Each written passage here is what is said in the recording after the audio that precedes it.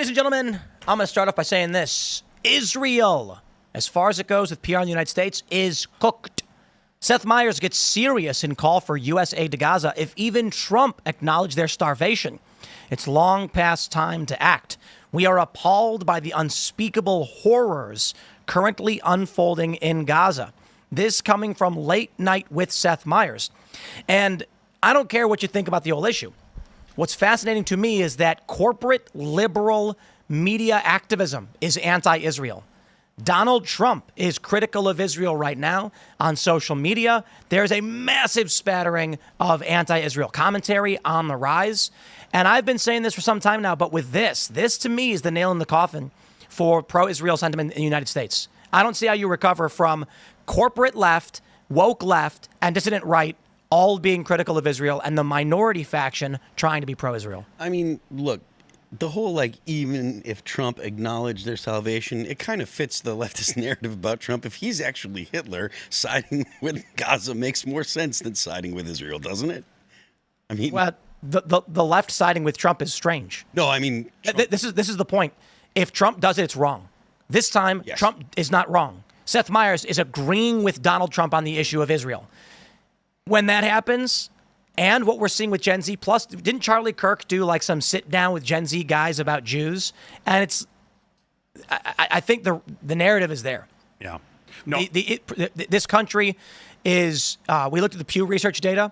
The key demo is anti-Israel, left and right. Mm-hmm. And now Trump is actually seeing Seth Meyers agree with him. Yeah. I think where Trump is right now, which I totally understand, is he is seriously pro-Israel, but he's also very frustrated with Netanyahu, which I think is totally understandable and justifiable at this point, right? That Netanyahu has been, at best, a difficult ally lately.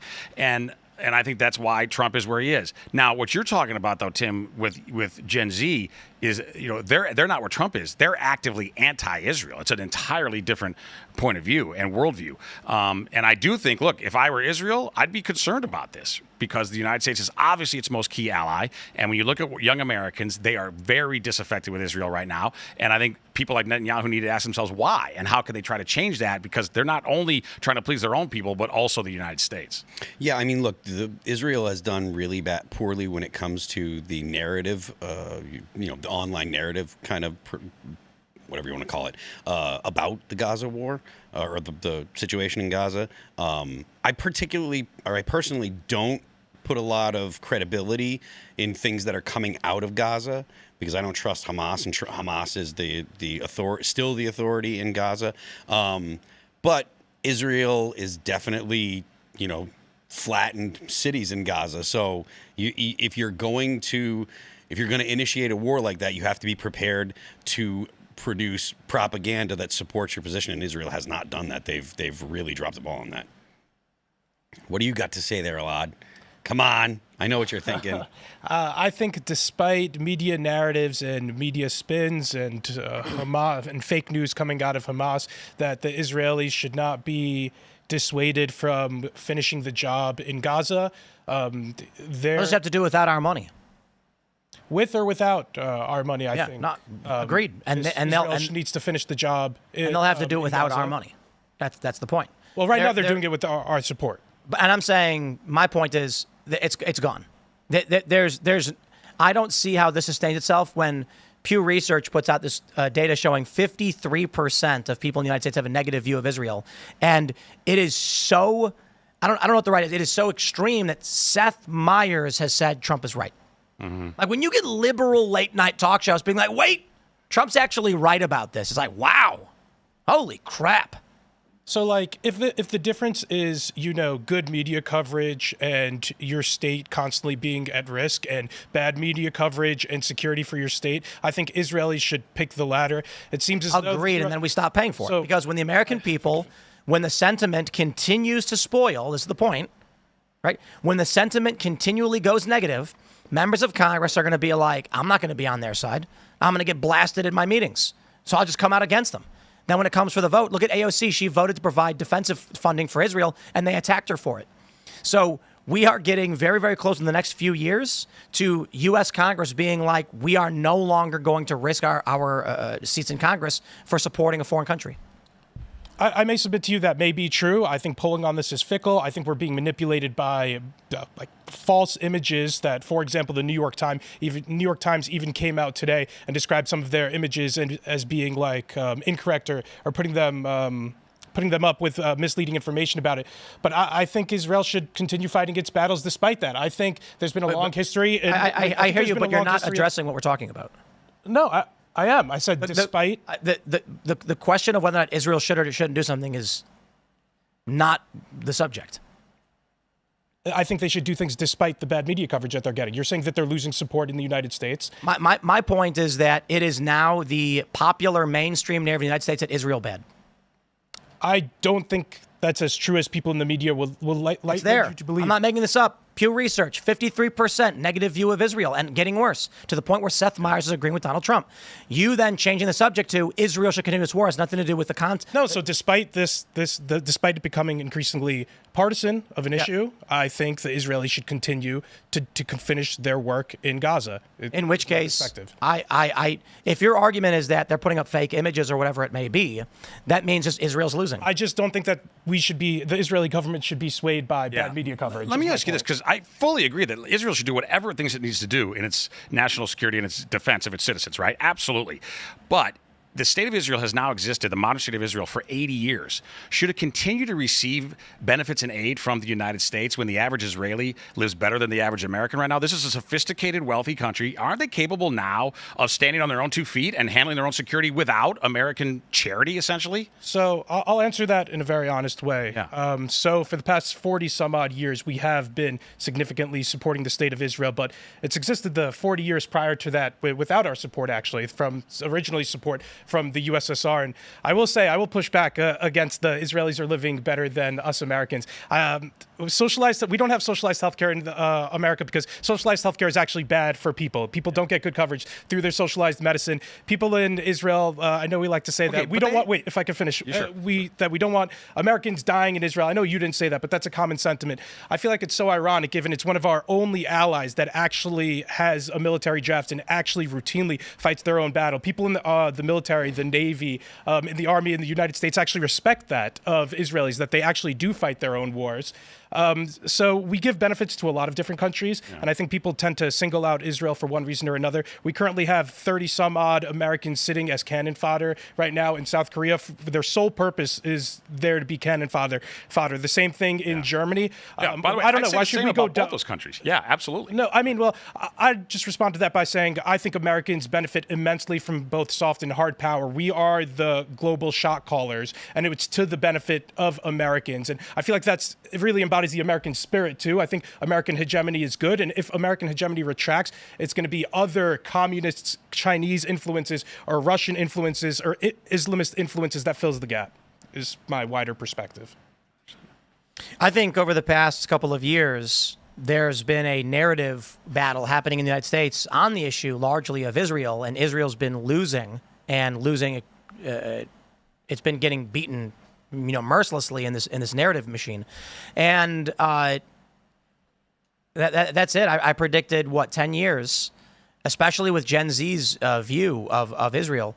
There's not going to be any more foreign spending for this country. I think there's such a contradiction between the far left that hates Israel and the far right that also dislikes Israel, because they hate Israel for so many different reasons. The far left in our country largely hates Israel, as I understand, because they view Israel and Israelis and Jews as white people, and they view the Palestinians as brown, and they project their racial biases onto the Israeli conflict as such. And that's really all they see. There's also this socialist tinge of the far left socialists believing that Jews are landlords and inherently privileged, and then being against Jews writ large for that purpose. And then on the far right, they hate Jews for or hate the state of Israel for totally different reasons. They're not projecting any racial, What about Seth Meyers?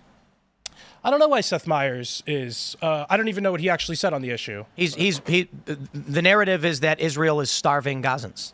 Well, and so they need humanitarian aid because Israel's cut off their access to food. Look, I think that Islamists are really good at manipulating impressionable Westerners. I think Hamas knows exactly what they're doing. And Israel's really bad at countering it?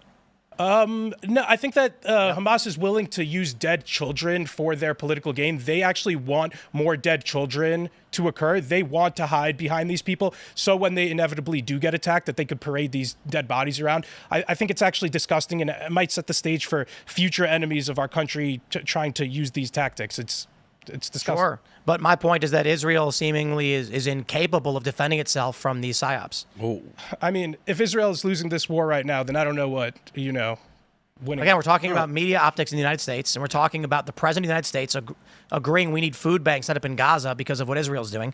He says he's fed up with Netanyahu. Seth Meyers agrees with him. The point is, they've lost you're calling it a fake campaign and propping up dead bodies. So if it's a psyop, they've been defeated. I think that Islamists are effectively manipulating impressionable Westerners. Yeah, and it's a big issue. you think it's just Islamists? I think those are the people in the Middle East who are manipulating those sentiments. Yeah, very cynically. And I think Western liberals are very easily manipulated, frankly. Yeah, I do think you have a point about Hamas. Like, Hamas is not where you should be getting your information about the war in. Well, these are just poor brown people that white people are abusing, and then these self-loathing white liberals. Hold on. That's broadly a leftist perspective. That's not so much about the Islamists or Hamas. Hamas globs onto that narrative because it's effective in the West. But if they were talking to people that aren't in the West, they just call the Jews demons. You know, like if you're talking to people in Kazakhstan or whatever, because there's a lot of places where Israel and Jewish people are looked at as the bad guy. I mean, you look at the joke in Borat, throw the Jew down the well that you sing in the song.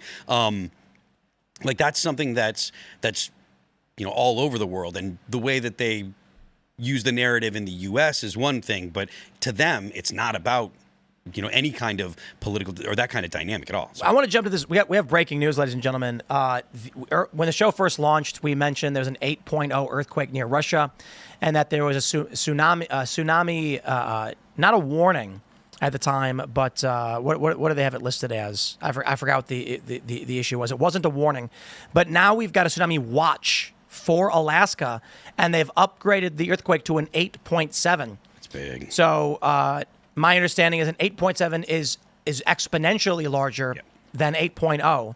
Fox Weather says parts of Alaska are under tsunami warnings, while the entire U.S. West Coast and the state of Hawaii are under tsunami watches after a monster 8.7 earthquake struck off the east coast of Russia. We've got this tweet here from Space Weather News. You know him, you love him, Ben Davidson. Says after a magnitude 8 earthquake near Kamchatka a few minutes ago, the entire North Pacific is vibrating. Yo, this is crazy. And then, of course, this breaking news came in just about 20 minutes ago. USGS has upgraded it to an 8.7. Grok says the magnitude scale is logarithmic. An 8.7 earthquake releases 11 times more energy than an 8, with ground motion roughly 5 times stronger, making it significantly more destructive, especially for tsunamis and damage in populated areas. So this is absolutely insane, and I hope everybody's paying attention because, again, it was like an alert earlier for Hawaii, and now it's a watch, and for Alaska it's a warning. So that sounds like they're saying we're seeing it coming. Yeah. Well, I mean, when it comes to Hawaii, I think it's something like 6 hours to get from where the epicenter of the earthquake was until Hawaii. So we won't know if there's, significant repercussions in Hawaii, but it will be obviously significantly shorter in Alaska. Which, So, it was an advisory at first, but it's been upgraded to a warning.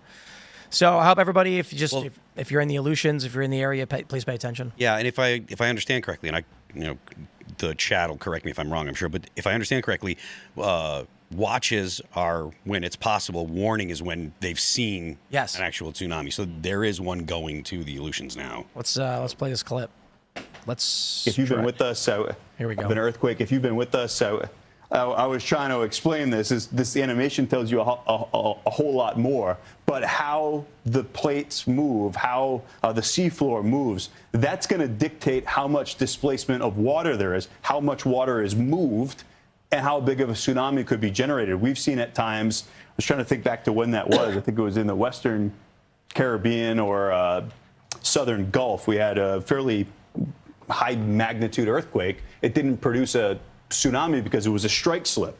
It was rock sliding horizontally is this an old? This across is a each video other, from the old story. and there's no vertical displacement of water in that setting. So I was wondering, was this scenario like that? It appears not. This would be more of a normal earthquake fault where some of the rock itself shifted up, some of it shifted down in that fault. There's the displacement of water, and that wave propagates out from where the earthquake happened. Yeah, that was, I believe this finds its way closer to land.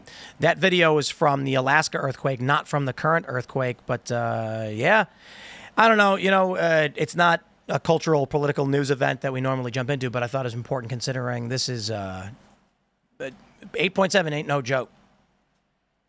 Yeah, it's a big earthquake. Though, when I was in Japan in 2011 for the Fukushima or the earthquake that hit Fukushima, that was a 9.0, and I mean 20,000 people died in Sendai alone. Never, Wow. So it was massive. You were in Japan when that went down. I was in Japan in 2011, in March 2011 when that happened. Yeah, Wow. It was crazy. Was it scary where you were? I was in Tokyo, so where we were, it was about a 5.5.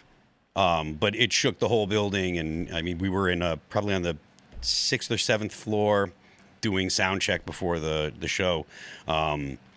My tour manager sticks his head in, and I'm like, oh, this is crazy, but like, we're in Japan. That's the Ring of Fire. They build the buildings, to withstand this kind of stuff. I was like, if there's a problem, one of the Japanese guys will come and they'll let us know. And just as I was saying that, a Japanese guy came around the corner. He was like, we got to get out of here. And so we all start hauling out, and everybody basically filtered out into the street, and we're all kind of standing around for, I don't know, a couple hours. We had just maybe an hour or so before, hour and a half, something like that, gotten off the bullet train, and we heard that the bullet train derailed, and a lot of people on that particular train died and stuff. And so we really this is big, actually. This earthquake may be the 8th or 9th largest earthquake in recorded history. Yeah. Wow. Yeah. I mean, so the 10th biggest is an 8.6 in 2012, part of a lesser-known cluster of large Sumatra events. Number 9 is Assam, Tibet, massive Himalayan region quake. It was an 8.6 or 8.7. So and 8, Rat Island in the Aleutians in 1965 was an 8.7. So this ties for eighth biggest earthquake in recorded history. That's crazy. Yeah, it's no joke. That an 8.7 is really, really huge. Wow. Hope everybody in Hawaii gets to somewhere safe and follows all local news direction. I hope they are able to get the message despite NPR's defunding. Yeah. Thanks for checking out this clip from Timcast IRL. Make sure to watch the show live Monday through Friday at 8 p.m. Subscribe to this channel, and we will see you all there.